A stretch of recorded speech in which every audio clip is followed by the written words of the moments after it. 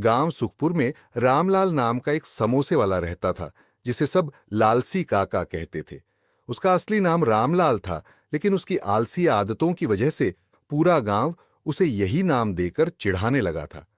लालसी काका के समोसे बहुत स्वादिष्ट थे, लेकिन उनकी एक ही समस्या थी, वे बहुत आलसी थे।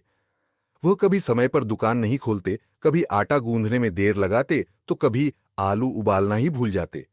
इसका असर यह हुआ कि गांव के लोग धीरे धीरे उनकी दुकान से नाखुश होने लगे। लेकिन लालसी काका को इससे कोई फर्क नहीं पड़ता था। वह सोचते, लोग तो आते ही रहेंगे, मैं आराम कर लूं तो क्या फर्क पड़ता है। एक दिन मंगू नाम का एक होशियार लड़का लालसी काका की दुकान पर आया। काका, जल्दी समोसे दो, बहुत भूख लगी है, मंगू ने कहा। लालसी काका ने आलस से जम्हाई लेते हुए कहा, अरे बेटा, इतनी जल्दी किस बात की, आराम से बैठो, मैं धीरे धीरे बना रहा हूं। मंगू को गुस्सा आया। उसने चारों तरफ देखा। आलू उबले नहीं थे, मैदा ठीक से गूंथा नहीं गया था और तेल अभी तक ठंडा पड़ा था। गांव के बुजुर्ग रामू चाचा भी वहां बैठे थे।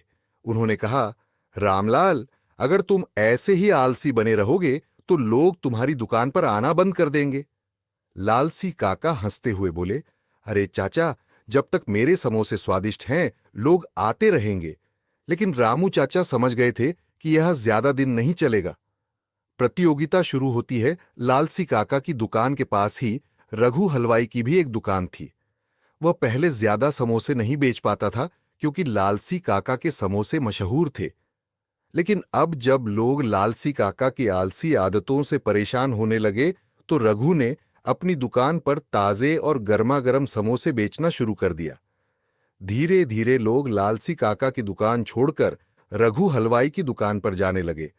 अरे बंसी, देख रहा है, मेरे ग्राहक कम हो गए, लालसी काका ने अपने नौकर से कहा। बंसी ने हंसते हुए कहा, काका, ग्राहक नहीं गए, बल्कि आपने उन्हें जाने पर मजबूर कर दिया।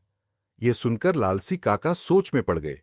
गांव की तेज तर्रार सीता बुआ को यह सब देखकर बड़ा मजा आ रहा था। उन्होंने कहा, अगर लालसी काका को सबक सिखाना है तो हमें कुछ करना होगा। रामू चाचा, मंगू और गांव के अन्य लोग उनकी बात से सहमत हुए। उन्होंने तय किया कि अगर लालसी काका अपनी आदतें नहीं सुधारते तो गांव के लोग उनकी दुकान से समोसे खरीदना बंद कर देंगे। अगले दिन जब लालसी काका ने अपनी दुकान खोली तो कोई ग्राहक नहीं आया। लालसी काका परेशान हो गए। अरे बंसी, आज दुकान पर कोई क्यों नहीं आया? बंसी मुस्कुराया और बोला, काका, लोग अब रघु हलवाई के पास जा रहे हैं। वह जल्दी समोसे बना लेता है और ताजे भी होते हैं। लालसी काका को पहली बार अपनी गलती का एहसास हुआ। लालसी काका की परीक्षा। लालसी काका ने सोचा, अगर मैंने कुछ नहीं किया तो मेरी दुकान बंद हो जाएगी। अब उन्होंने सुबह जल्दी उठना शुरू किया, समय पर आटा गूंथा, आलू उबाले और समोसे जल्दी से तलने लगे। लेकिन गांव वाले अब भी नहीं आए। उन्हें यह देखकर बहुत दुख हुआ। एक दिन रामू चाचा, मंगू और सीता बुआ दुकान पर आए। क्या तुम अब भी समोसे देरी से बनाते हो? रामू चाचा ने पूछा। नहीं, अब तो मैं समय पर काम करता हूं, लालसी काका ने जवाब दिया।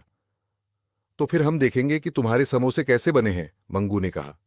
गांव वालों ने लालसी काका के समोसे खाए और वे सच में पहले जैसे स्वादिष्ट थे।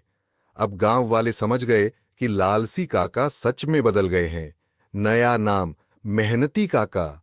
अब लालसी काका रोज सुबह जल्दी उठते, समय पर आटा गूंथते, आलू उबालते और गर्मा गर्म समोसे तैयार रखते। गांव वालों ने हंसते हुए कहा, अब तुम्हारा नाम लालसी काका नहीं, मेहनती काका होना चाहिए। रघु हलवाई को बहुत जलन हुई, लेकिन अब कुछ नहीं हो सकता था। गांव वालों ने मेहनत की कीमत समझा दी थी। अब लालसी काका ने यह सीख ली थी कि आलस करने से सफलता नहीं मिलती, बल्कि मेहनत ही असली सफलता की कुंजी है। आलस से कुछ नहीं मिलता, मेहनत से ही सफलता मिलती है। समय पर काम करने से लोग खुश रहते हैं और व्यापार भी बढ़ता है। अगर हम खुद को सुधार लें तो दुनिया हमें स्वीकार कर लेती है।